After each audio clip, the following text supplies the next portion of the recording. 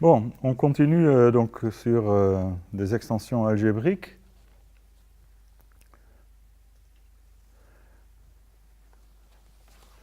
Alors, maintenant, on va considérer une tour d'extension. Donc, M est une extension de L, et L, soit M sur L et L sur K des extensions.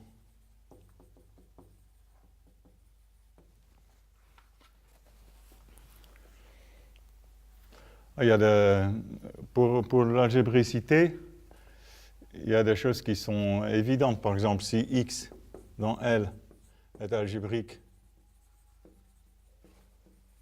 sur K, évidemment, il est aussi comme élément de M. Il est algébrique sur K. C'est vraiment trivial. Je ne sais pas si ça vaut le coup de le dire.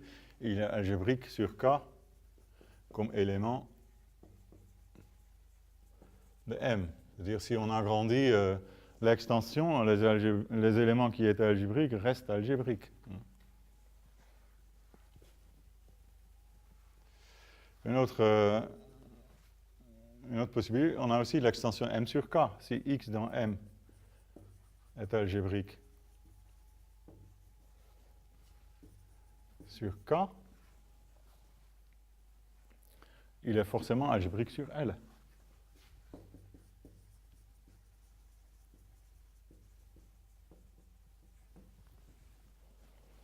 Oui, parce que si vous avez un polynôme à coefficient K non nul qui l'annule, alors vous pouvez considérer ce polynôme comme étant un polynôme à coefficient L, et il l'annule aussi. Donc vous voyez, c'est complètement évident. Par contre, le polynôme minimal risque de changer, n'est-ce pas? Si vous avez un polynôme minimal de x sur L, par contre, le degré n'est plus forcément le même, évidemment. Le polynôme minimal de x sur k a de bonnes chances d'être de degré plus élevé que le polynôme minimal de x sur L. Vous n'avez qu'à prendre le cas limite où x appartient à L, auquel cas le polynôme minimal de x sur L est de degré 1. Donc ça, c'est un peu tout ce qui peut se passer. Le cas le plus intéressant, c'est de dire, qu'est-ce qui se passe si x est algébrique sur L? Quand est-ce que je peux dire quand x est algébrique sur K? Quand est-ce qu'on a la transitivité? Évidemment, si L sur K est transcendant, il n'y a pas beaucoup de chances d'obtenir un élément algébrique sur K. Mais si l'extension L sur K est algébrique, on a la transitivité. Donc, ça, c'est la proposition suivante. Donc, soit M sur L et L sur K des extensions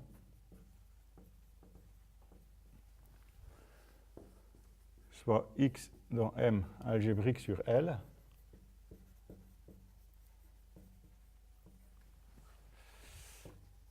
et L sur K carrément toute une extension algébrique.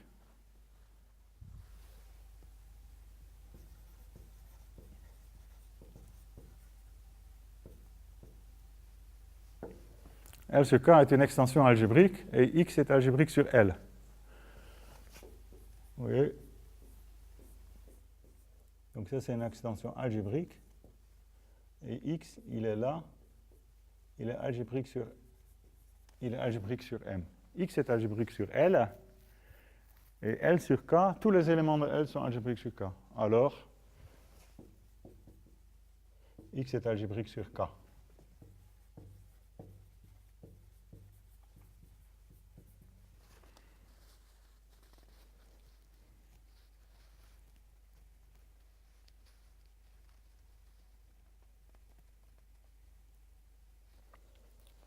En particulier, si tous les éléments de M sont algébriques sur L, vous voyez, tous les éléments sont algébriques sur K. Donc en particulier, c'est là où on voit bien pourquoi j'appelle ça la transitivité d'extension algébrique. En particulier, si M sur L et L sur K sont algébriques,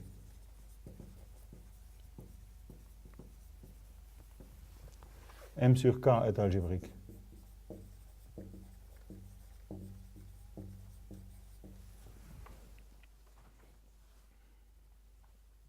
C'est une conséquence de la première phrase, ou de la deuxième phrase. Conséquence du premier énoncé.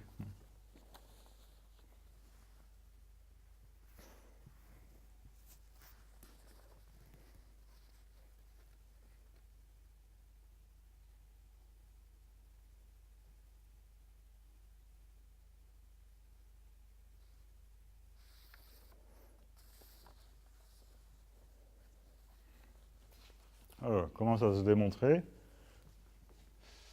Donc, j'ai donc x dans, soit x dans M algébrique sur L.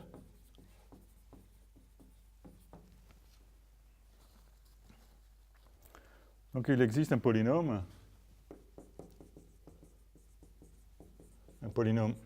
vous pouvez prendre le polynôme minimal si vous voulez, mais en tout cas, il existe un polynôme P non nul à coefficient dans L, tel que Px égale 0. C'est ce que ça veut dire. Hein. X satisfait une relation algébrique à coefficient dans L.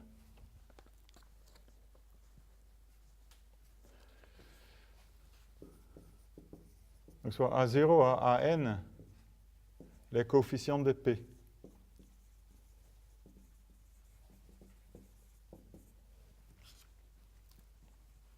P, c'est un polynôme, il a un nombre fini de coefficients. On peut prendre même ses coefficients non nuls. Hein.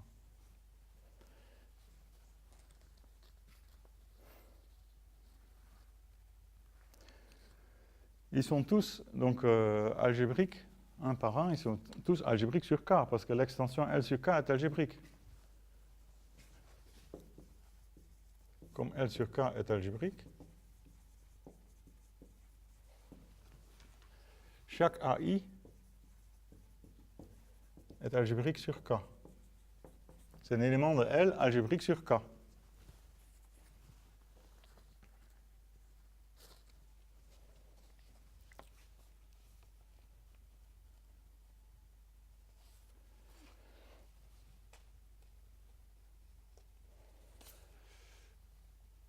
Donc du coup, je vais les adjoindre un par un sur AK. Disons, voilà, l'idée c'est un peu ça. C'est-à-dire que bah, si M c'était une extension finie de L et L c'était une extension finie de K, tout était clair. Ou même si seulement L sur K est une extension finie. Parce que du coup, par la formule de degré d'extension dans une tour, ça va fonctionner. Mais ici, on se réduit à ce cas-là. Je vais maintenant adjoindre A0 jusqu'à AN à K. Vous voyez, dans un premier temps, K A0 sur K, si A0 est algébrique sur K, K A0 sur K est une extension finie.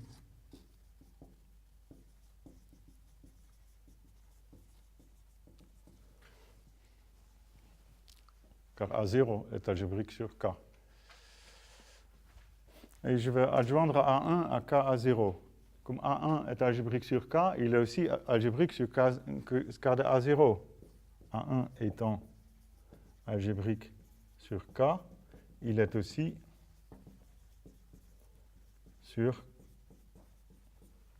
algébrique sur K de A0. Et donc, si je l'adjoins à K de A0, j'obtiens donc K de A0 A1, c'est la même chose. C'est une extension finie de K.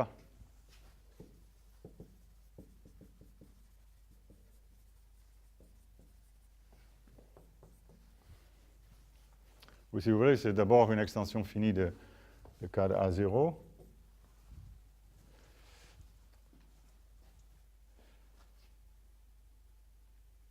C'est l'extension finie de K de A0, mais comme K de A0 est une extension finie de K,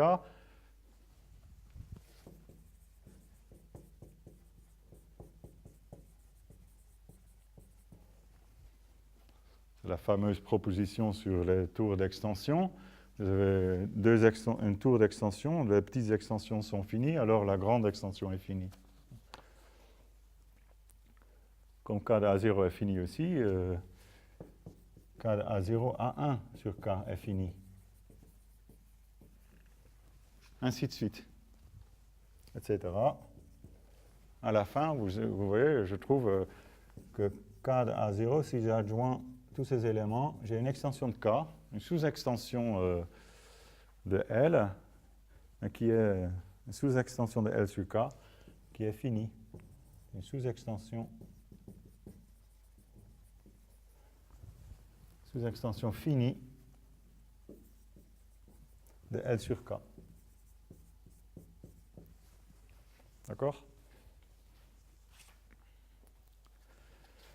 Et pourquoi on a fait ça? Parce que maintenant, X il va être algébrique sur cette sous-extension finie. Parce que tous les coefficients de P sont dedans. Donc le polynôme P, a priori, il était un coefficient dans L, mais maintenant, j'ai remplacé L par un corps plus petit, en fait par une extension finie de K. Je suis donc ramené au cas où L sur K est fini. Comme j'ai dit tout à l'heure, ça aurait été le cas facile dans la démonstration.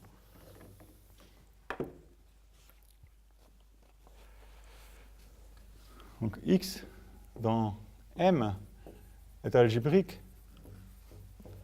A priori, il est algébrique sur L, mais il est maintenant algébrique sur le plus petit sous-corps K de A0 jusqu'à AN de L.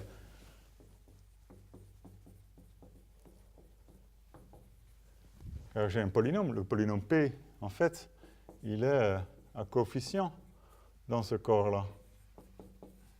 Il est toujours non nul et annule toujours X.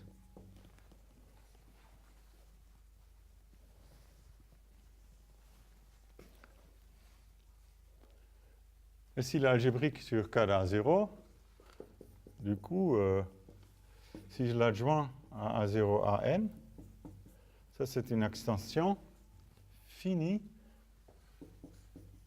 de K de A0 à N.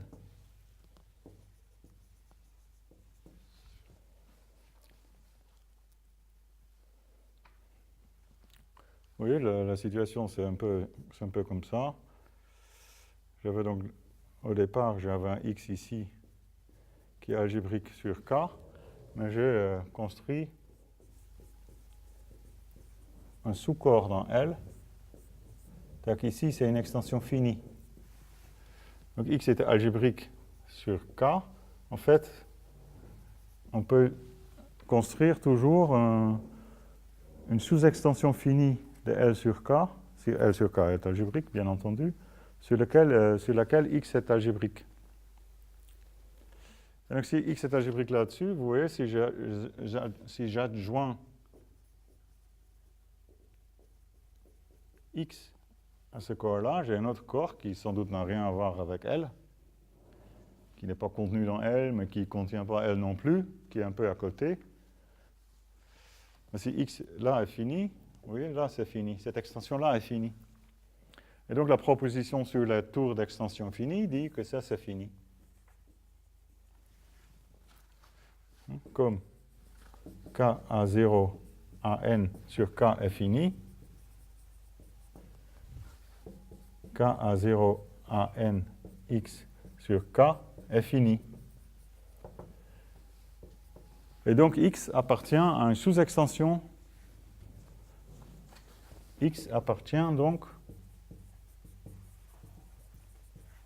à une sous-extension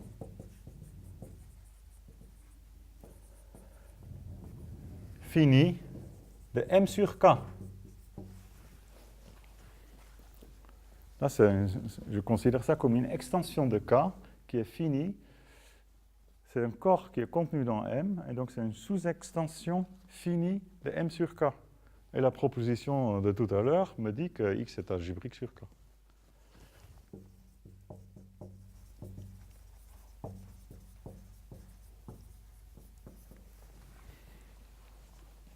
Voilà. Donc ça, c'est la transitivité d'extension algébrique. Une extension algébrique d'une extension algébrique est une extension algébrique. C'était clair dans le cas fini. Une extension finie d'une extension finie est une extension finie. C'est la proposition sur le tour d'extension finie, justement. Mais ça va plus loin. C'est même valable pour les extensions algébriques. Une extension algébrique n'est pas forcément finie. On n'en a pas encore vu des exemples, mais ça ne va pas tarder. Voilà, donc ça c'est la transitivité. Je réarrange un peu les choses.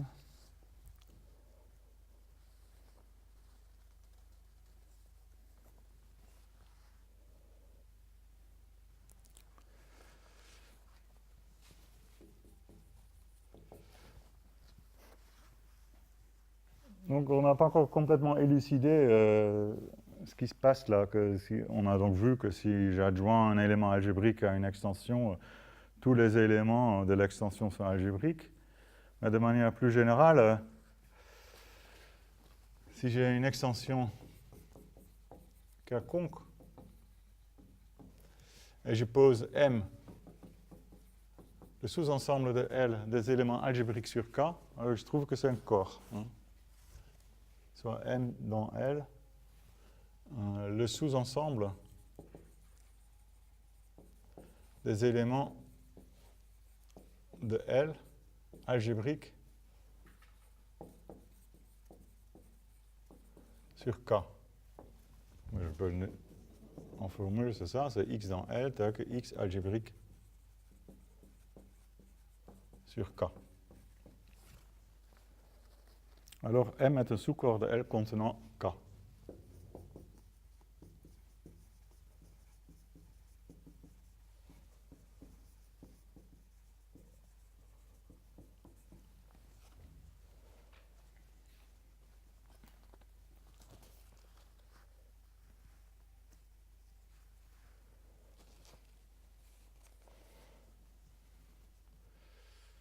Encore, ce n'est pas complètement trivial. Si vous avez deux éléments, X et Y, qui satisfont une relation algébrique sur K, comment obtenir comment démontrer que X plus Y ou X fois Y sont encore algébriques sur K?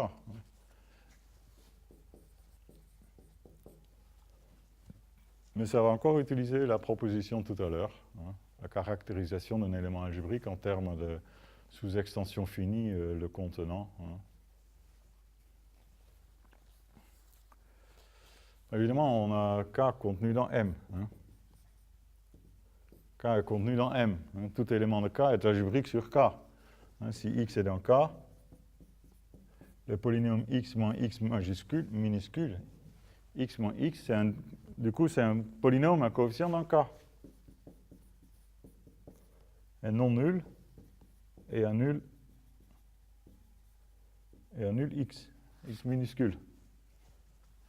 Ouais, évidemment, un élément d'un corps est algébrique sur le même corps. Donc K est bien contenu dans M. Donc ça, on n'en parle plus.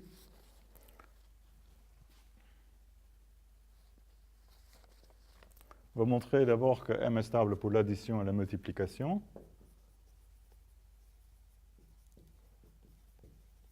C'est un sous-ensemble stable pour l'addition et la multiplication. C'est un sous-ensemble stable de L pour l'addition et la multiplication.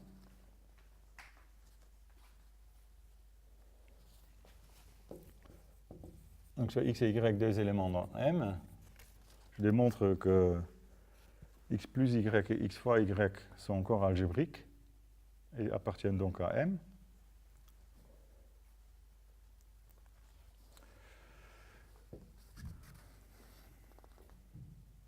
Bon, avec le même argument que tout à l'heure, dans la démonstration précédente. X est algébrique sur M. Comme X est algébrique sur M, sur K. X est un élément de L algébrique sur K. Si j'adjoins X à K, ça c'est une sous-extension finie de L.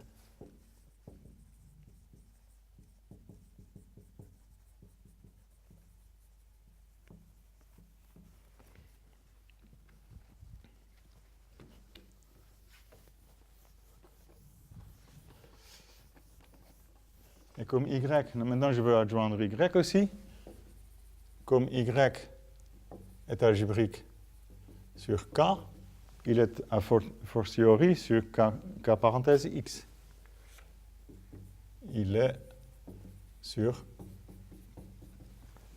K parenthèse x.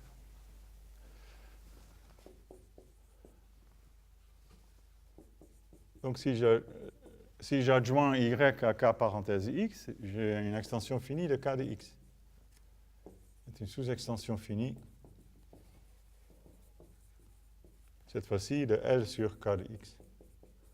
Bon, peu importe, c'est une extension finie, et k de x sur k est fini.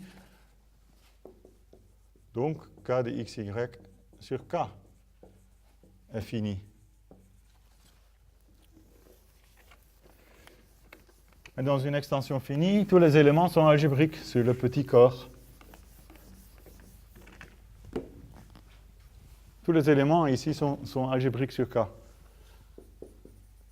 Tous les éléments de KXY sont algébriques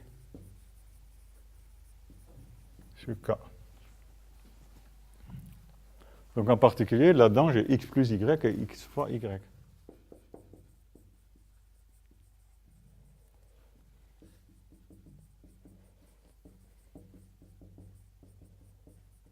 En particulier, x plus y et x fois y sont algébriques sur K et ils appartiennent donc bien à M.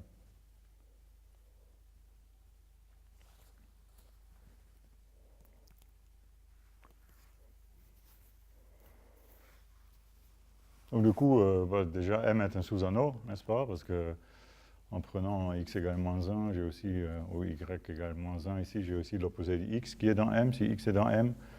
Hein, donc j'ai déjà un sous-anneau, évidemment 0 et 1 sont dedans, parce que K est contenu dans M. Maintenant, la seule chose à démontrer, c'est que si x est dans M non nul, alors c'est l'inverse. Maintenant, pour finir, montrons que x dans M, x non nul, implique x moins 1 est dans M. En fait, on peut appliquer ce qui se précède en prenant y n'importe quoi.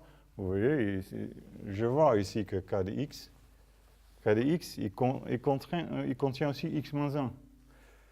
Ouais, donc je peux aussi dire, voilà, même les arguments précédents, ça démontre que si x est non nul, hein, x est dans M, alors son inverse est dans M. En fait, c'est plus rigolo de faire ça explicitement. Hein. Soit P, donc on peut carrément le voir. Là, pour le coup, l'inverse, on peut voir son polynôme minimal. Je vais le voir, soit P, le polynôme minimal. Donc ça vaut quand même le coup de le faire, même si ce n'est pas nécessaire. Le polynôme minimal de x sur k. Donc P s'écrit a n x puissance n, non, c'est unitaire. X puissance n plus a indice n moins 1 x puissance n moins 1 plus a0 avec la ai dans k.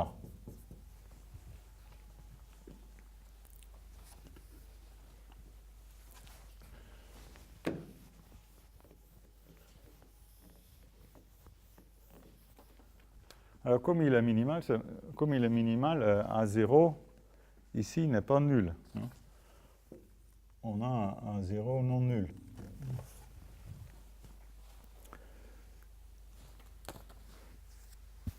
On a A0 non nul, sinon voilà, je peux mettre x en facteur, ce qui est un peu gênant pour un polynôme irréductible, à moins qu'il soit degré 1. Mais s'il est degré 1, je peux mettre x en facteur, c'est carrément x, et x minuscule, ça serait 0, donc ce n'est pas le cas. Donc A0 est non nul. Vous voyez, et j'ai... donc on a...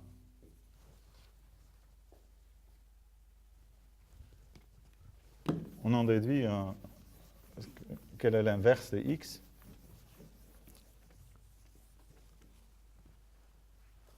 Ah, pourquoi je fais ça en fait?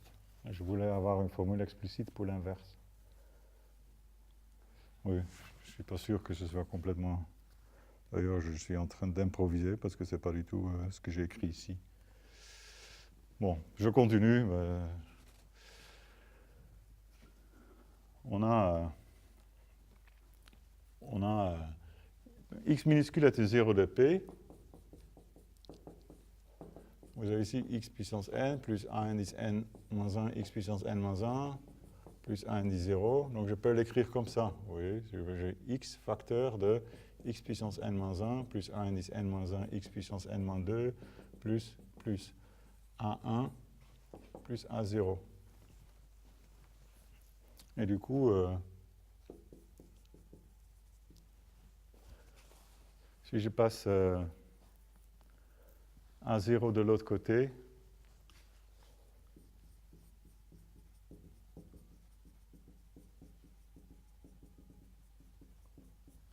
x fois cette expression compliquée en x, c'est égal à moins a0.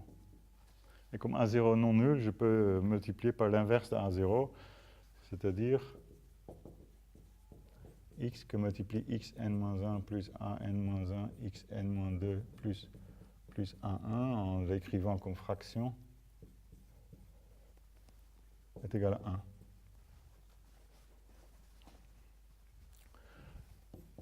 D'où l'inverse de x, c'est donc cette expression-là.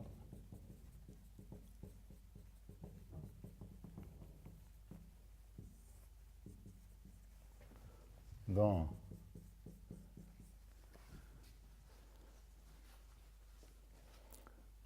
voilà, vous voyez, c'est un élément explicite dans K parenthèse x.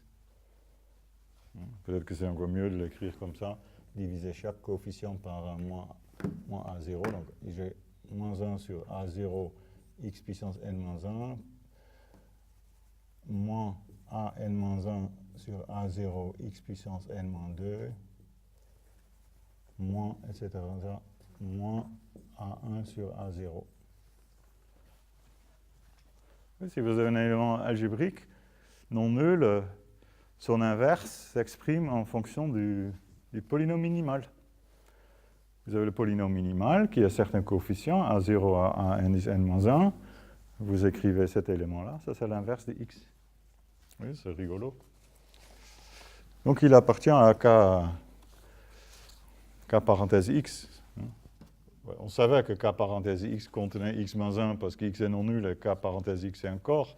Mais ce que je voulais faire là, je ne sais plus pourquoi je voulais le faire, mais en tout cas c'est un calcul sympathique, c'est que x-1, on peut carrément l'expliciter comme élément de K crochet x. Là, je l'ai écrit pour le coup comme élément de K crochet x.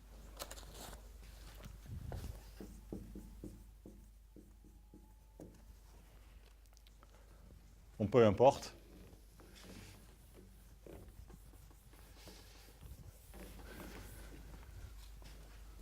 x-1 est dans K parenthèse x sur K, et ça c'est une extension finie. Donc x-1 est algébrique sur K et x-1 appartient à M. C'est ça ce qu'on voulait démontrer. J'ai fait un petit intermezzo sur la forme explicite de l'inverse de x.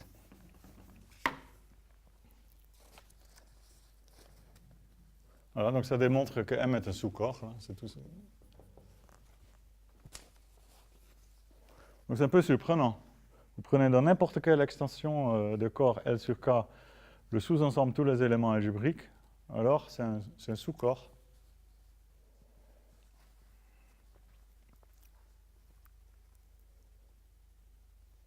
Et en fait, on appelle ça la clôture algébrique de K dans L. Donc sur L sur K, une extension. Sur L sur K, une extension de corps. On note K bar. Dans cette situation relative, peut-être que vous voulez décorer avec un L parce que c'est la clôture de K dans L. Mais je ne vais pas le faire. On note pour l'instant K bar, l'ensemble qu'on vient d'étudier. L'ensemble de X dans L, tel que X algébrique sur K. C'est donc un sous-corps de L, une sous-extension de L sur K, ça contient K. Et on l'appelle la clôture algébrique de K dans L. C'est une sous-extension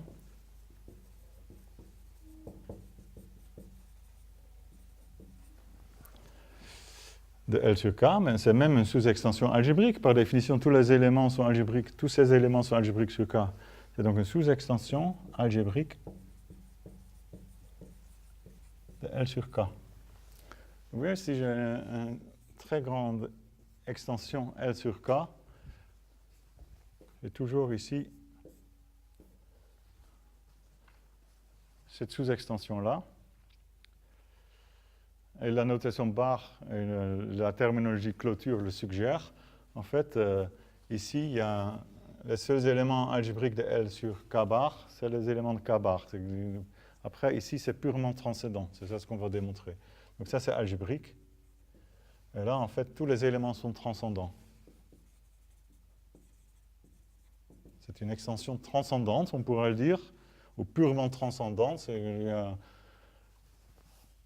un élément de L qui est algébrique sur K bar va appartenir à K bar.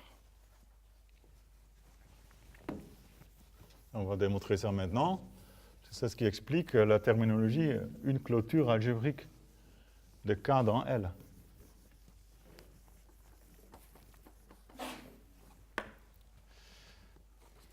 Une proposition.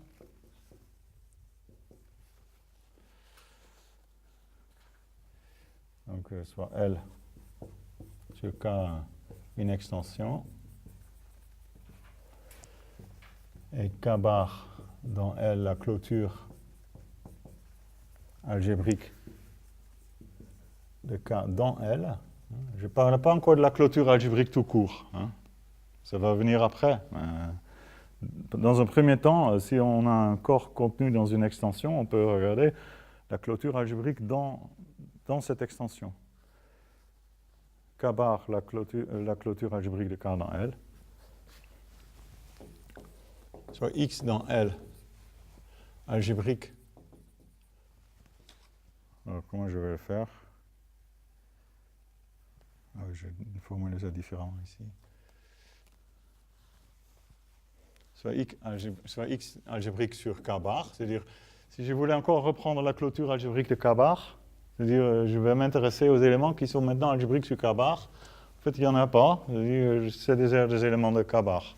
Soit X dans L algébrique sur K bar, alors X appartient à K bar. C'est-à-dire, en particulier, si je prends la clôture algébrique de la clôture algébrique, j'obtiens rien de nouveau. J'obtiens un K bar. Oh, ben c'est très facile, par transitivité. Vous voyez, on regarde ce texte, on regarde ça. Si X, oui, si X dans L est algébrique sur K bar,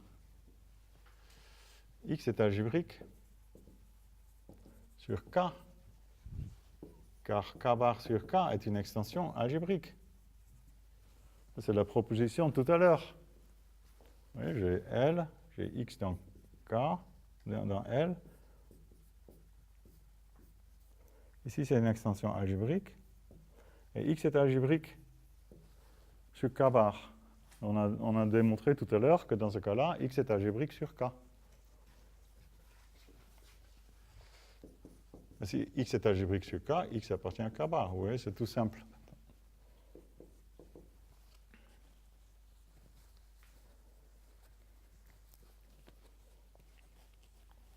Donc encore qu'il y a cette propriété-là, on va dans une extension, là, on va l'appeler algébriquement clos dans l'extension.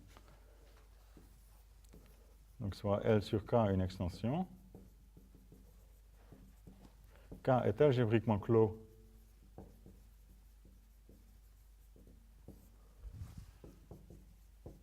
dans L si K bar est égal à K.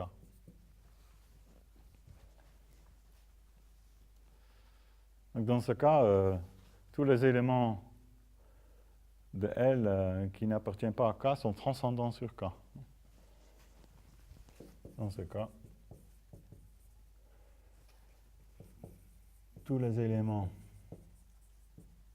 x dans L, x non dans K sont transcendants.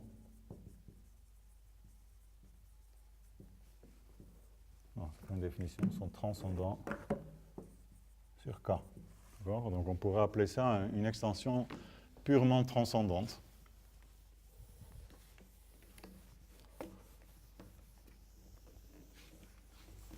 C'est une extension où le petit corps est algébriquement clos dans le grand corps.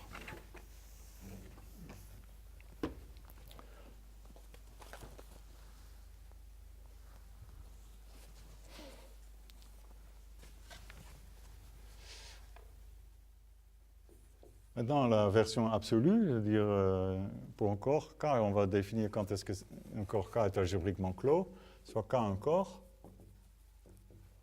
K est algébriquement clos.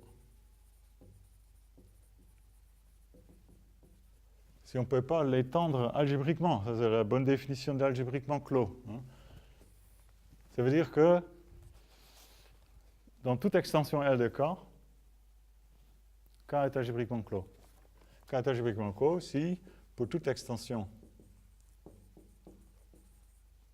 L de K, on a K égale K. D'accord?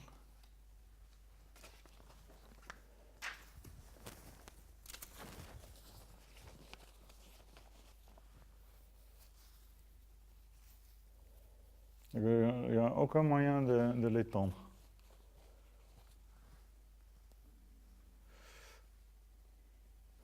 Remarquez, ça revient à dire une proposition, soit K encore, K est algébriquement clos, si seulement si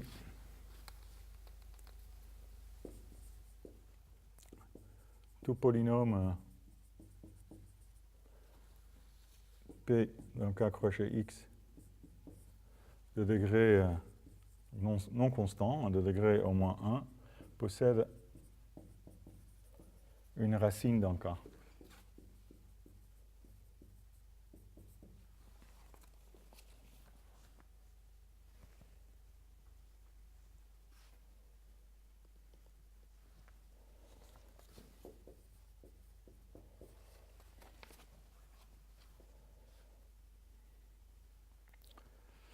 Ça, c'est la définition peut-être plus habituelle d'un corps algébriquement clos. Hein, que les seuls polynômes, on dit qu'il n'y a pas les seuls polynômes qui n'ont pas de racine, c'est des polynômes constants non nuls.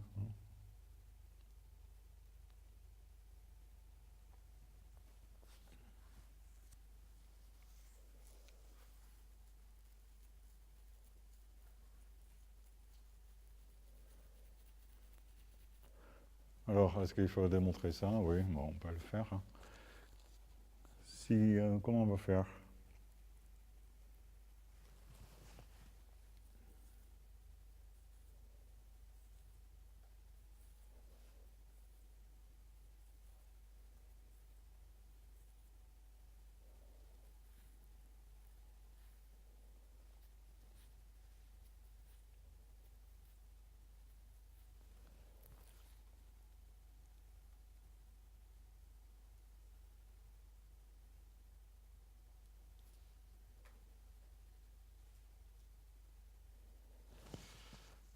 Bon, on va démontrer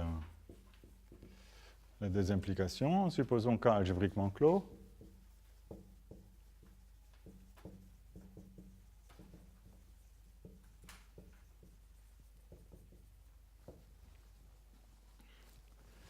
On va démontrer que tout polynôme non constant possède une racine. Peut-être par... en fait, je vais démontrer le contraposé, donc plutôt par l'absurde. Supposons qu'il existe P dans K crochet X de degré au moins 1 ne possédant pas de racine dans K.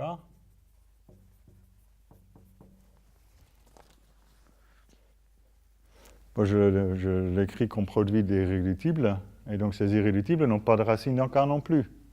Donc je peux aussi remplacer P par un de ces facteurs irréductibles, et on peut supposer P irréductible.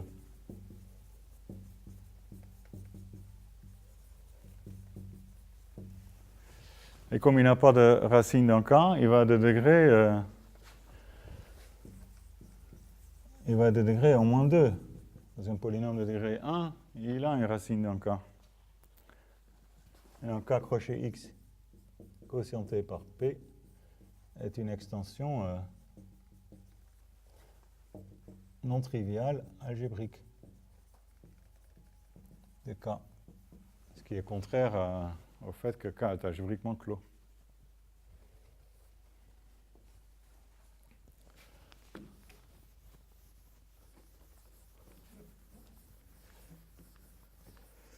Donc, je suis plutôt en train de démontrer que si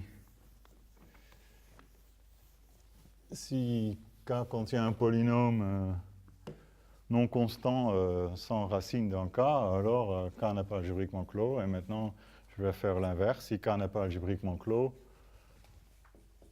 je démontre qu'il y a un polynôme non constant qui n'a pas de racine.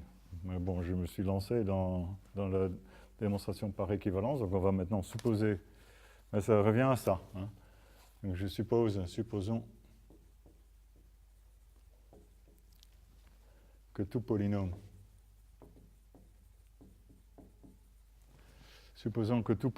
P dans K crochet X de degré supérieur ou égal à 1 possède une racine dans K.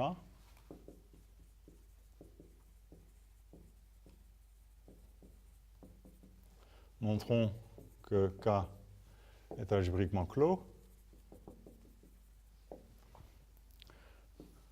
Donc soit L sur K une extension, n'importe quelle extension. Et je dois démontrer que K est algébriquement clos dans L. Donc soit X dans L, algébrique sur K.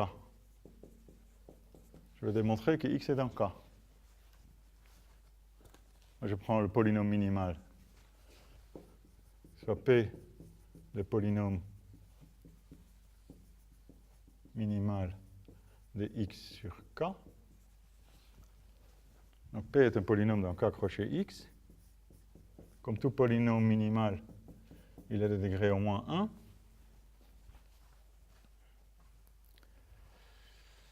D'après l'hypothèse, il possède une racine dans K. Donc, en plus, P est irréductible.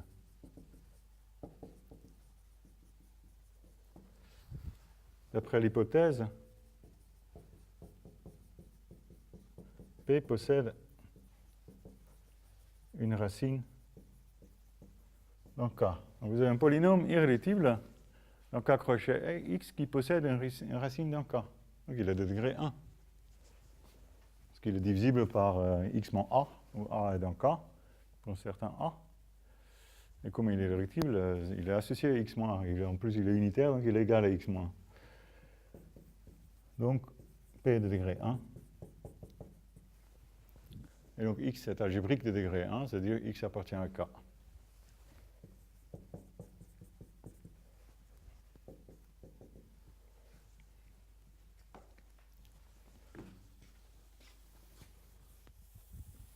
Voilà, donc vous voyez, on retrouve bien, peut-être que vous avez vu comme propriété, pour un corps algébriquement clos, quand on dit par exemple que C, le coordinome complexe est algébriquement clos, on le dit souvent sous cette forme-là, que tout polynôme de degré au moins 1 possède une racine dans C. Hein. Tout polynôme complexe de degré au moins 1 possède une racine dans C.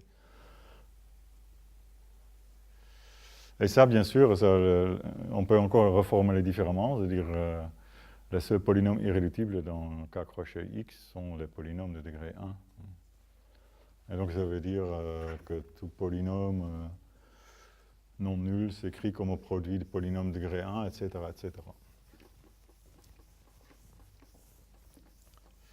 Bon, ça devient sympa d'avoir une équivalence, un critère pour qu'un polynôme, pour un corps soit algébriquement clos.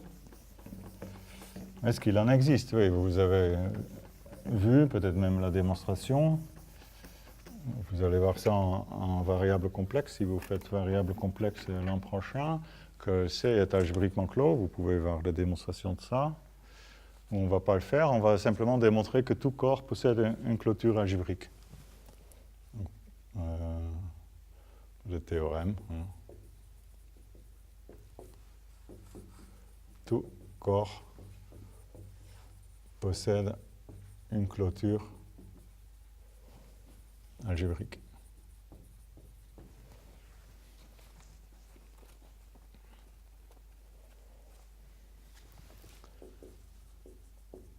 Donc soit K encore. Soit K encore.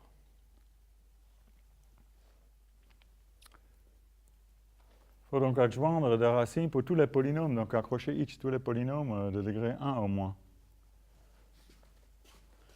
Donc c'est délicat, parce que vous voyez, on veut aussi avoir une extension de corps. Donc on va le faire par Zorn, hein. En fait, on va pour tout polynôme. Pour tout polynôme P. On pourrait juste se contenter de prendre les polynômes irréductibles, mais ça n'a pas d'importance.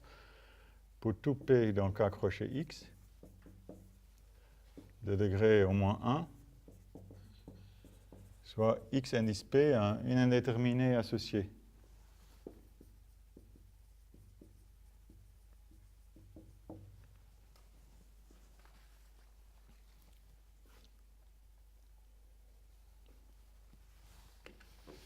Oui, je veux associer à K une racine pour tout polynôme P. Vous voyez? Si je prends K crochet X, P quotienté par P, où je prends, au lieu de X, je l'écris dans l'indéterminé P, vous voyez? Cette extension-là possède une racine de P, à savoir la classe de XP. Mais ça, je peux faire ça pour tous les P d'un seul coup. Donc, K crochet XP où P parcourt tous les polynômes de degré 1. Donc, je peux être soit P ronde, les P dans K crochet X, tel que le degré de P au moins 1. On pourrait les prendre unitaires, mais ça n'a pas d'importance non plus. Je prends un anneau énorme de polynômes. Pour tous les polynômes P de degré au moins 1, je prends une indéterminée et je quotiente par l'idéal engendré par P de XP, où P parcourt P rond.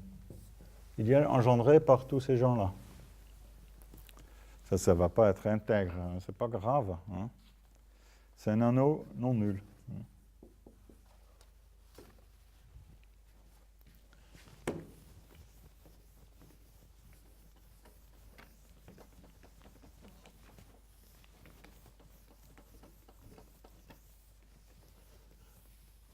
Ah, c'est un anneau non nul.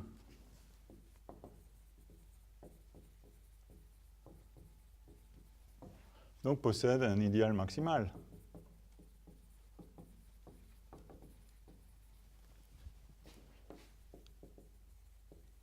M. Donc on pose K bar. On pose K bar. Donc là, c'est pas la clôture algébrique dans une extension, mais c'est un nouveau sens de bar. Habituellement, c'est la clôture algébrique. Je vais écrire A quotienté par M. C'est un corps.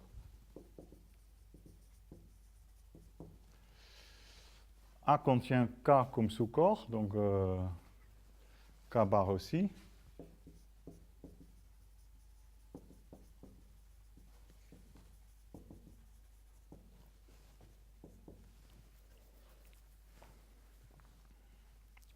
K bar sur K est algébrique.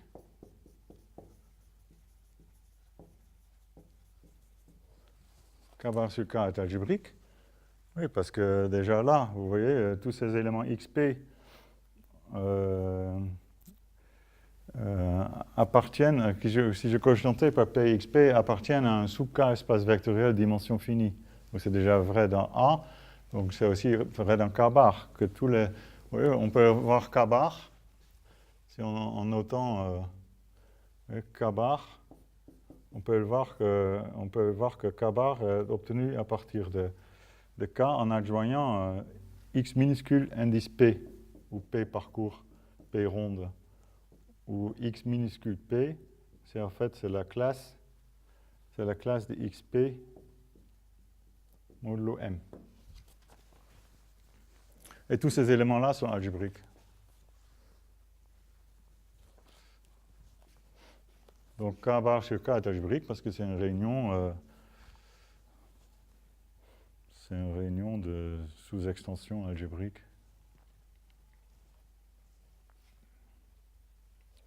Alors, le point, c'est que démontrer que K bar sur K est algébriquement clos. Démontrer que K bar est algébriquement clos. Montrons que K bar est algébriquement clos.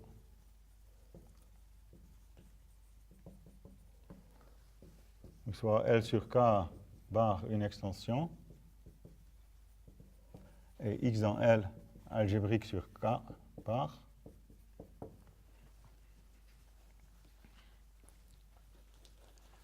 Mais par transitivité, si X est algébrique sur K bar, X est algébrique sur K.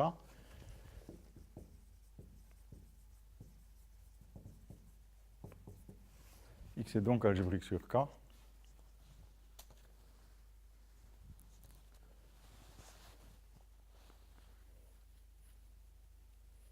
Et son polynôme minimal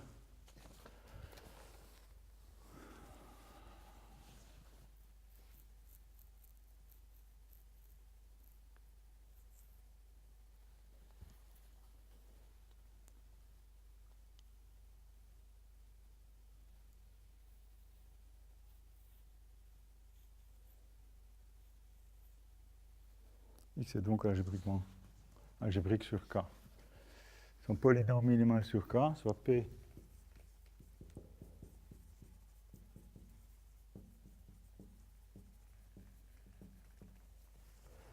son polynôme minimal. Où est-ce que j'ai envie de prendre son polynôme minimal sur K bar plutôt? Peut-être que j'aurais dû... je voulais le faire. Évidemment, on aura pu itérer ici. Il y a une autre façon. Je pense que ça devrait marcher, mais j'ai toujours un petit doute là. Ouais, bon.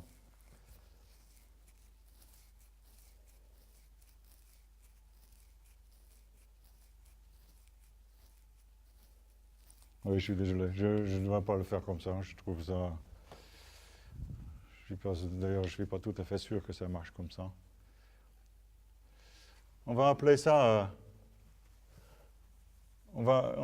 disons qu'on n'est pas sûr que ce soit la clôture algébrique, donc je l'appelle K indice 1. K indice 0, c'est K. K indice 1. K indice 1, c'est ça. Donc ici aussi, j'ai K indice 1. K indice 1 sur K est bien algébrique, il n'y a pas de doute. En fait, il n'y a pas besoin de se fatiguer. K indice 1 sur K est algébrique.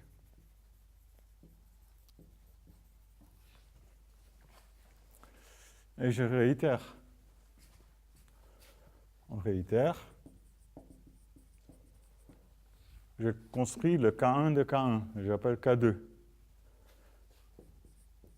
J'obtiens, vous voyez, K1, je vais adjoindre les racines de tous les polynômes à coefficient de K1. Vous voyez, les polynômes à coefficient de K, même vus comme à coefficient de K1, vont avoir des racines dans K1. Mais maintenant, le problème, c'est qu'il y a de nouveaux polynômes. Il y a des polynômes maintenant à coefficient de K1. Donc je vais appeler K2. C'est le 1 de K1, vous comprenez? C'est que j'adjoins à K2, si on appelle ça ici le P0, P égale P0. Qu'est-ce que c'est que le K2? Ben, si ici vous appelez A au niveau A0, ici K1 de A1, ça va être A1 quotienté par M1, où M0 0, c'était le M, le premier M. A1 ici, vous voyez, maintenant je fais K1, j'associe un nouvel, j'appelle le polynôme ici de P1, ou P1 parcours P1, les polynômes à coefficient dans K1.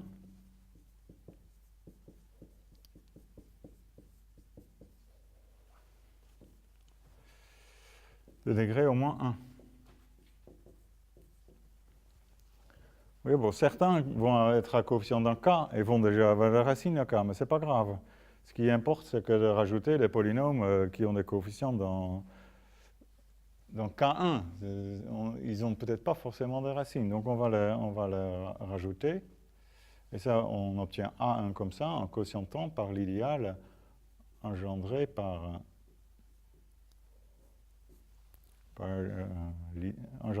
tous ces polynômes P1, écrits comme polynômes en leur indéterminé associé. Et M1, c'est un idéal maximal dans A1, et on obtient comme ça une extension algébrique de K1. Donc K2 est algébrique sur K1.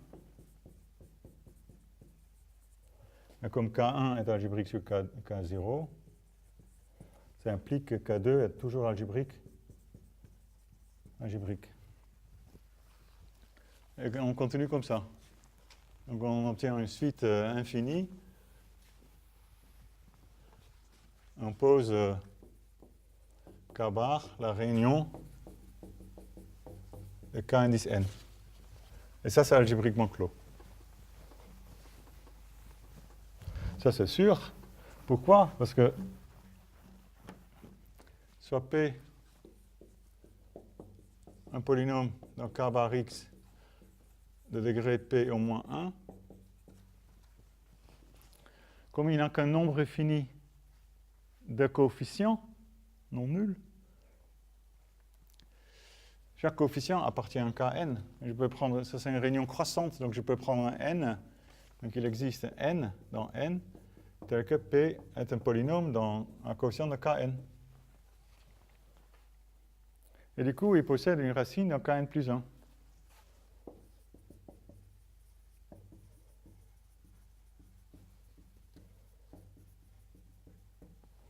Et donc aussi dans K bar. Voilà, j'aurais dû le faire comme ça tout de suite. Mais bon. La première construction doit marcher, mais c'est un peu plus délicat. Là, c'est moins économique, là. Mais en tout cas, ça fonctionne comme ça. Donc, c'est complètement d'un intérêt théorique. Hein. Donc, en tout cas, ça démontre que tout corps possède un corps algébriquement clos.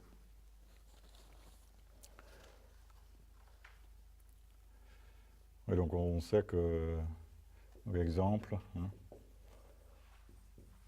on sait que C est algébriquement clos. Hein, ça se démontre, on appelle ça le théorème fondamental de l'algèbre, mais c'est plutôt analytique comme énoncé. Vous pouvez voir une démonstration donc, dans un cours de variables complexes, où ça se démontre comme une conséquence facile du théorème de Liouville. On peut le faire élémentairement aussi, hein, mais on ne va pas le faire.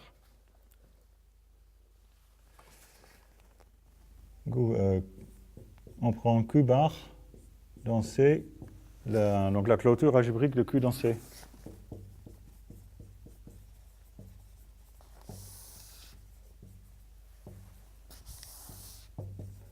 C'est la notion relative tout à l'heure, c'est-à-dire c'est l'ensemble de tous les nombres complexes qui sont algébriques sur Q. Ah, ça, c'est algébriquement clos. Q bar est algébriquement clos.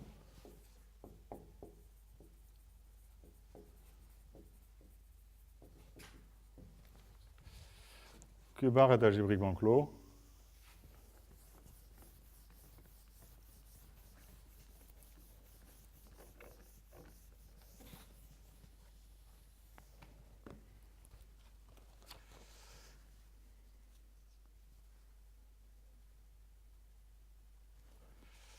Ça, je pense que ça, c'est pas très compliqué à démontrer, donc je vous laisse ça comme exercice.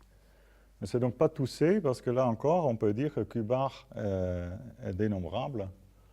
Q bar n'est pas égal à C. Donc c'est un sous-corps strictement contenu dans C, parce que C, là encore, n'est pas dénombrable, et Q bar est dénombrable.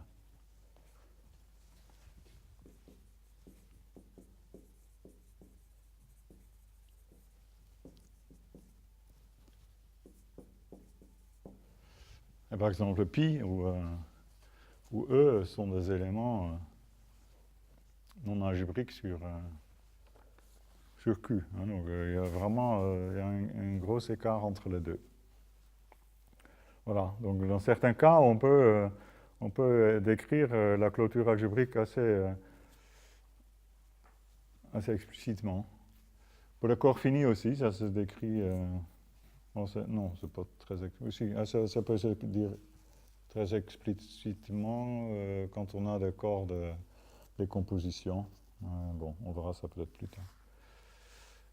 Voilà, bon, c'est tout ce que je voulais dire sur les extensions algébriques. Merci.